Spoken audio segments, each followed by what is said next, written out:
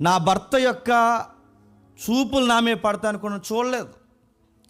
నా భర్త మాటలు నాతో కలిస్తే అనుకున్నాను, కలవలేదు.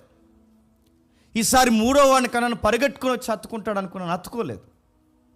ఈ మనిషి ప్రేమను చూసే కన్నా నిన్ను ప్రేమిస్తున్నాను లే అనే దేవుని వైపు చూడడం మంచిదని తన మనసు ఎవరి వైపు తిప్పేసుకుందో తెలుసా?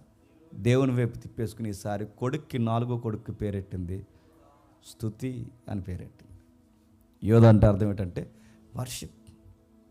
ఇక నేను దేవుణ్ణి కనపరుస్తున్నాను, ఇప్పటివరకు నా భర్తనే కనపరుస్తున్నాను, ఇప్పటివరకు నా భర్తను ఆరాధిస్తున్నాను, నా భర్త చూస్తాడు అనుకున్నాను, చూడలేదు.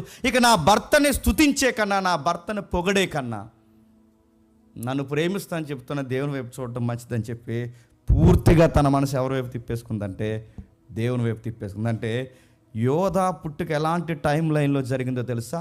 తన పుట్టుక వాళ్ళ అమ్మగారిలో పెను మార్పును తీసుకొచ్చింది.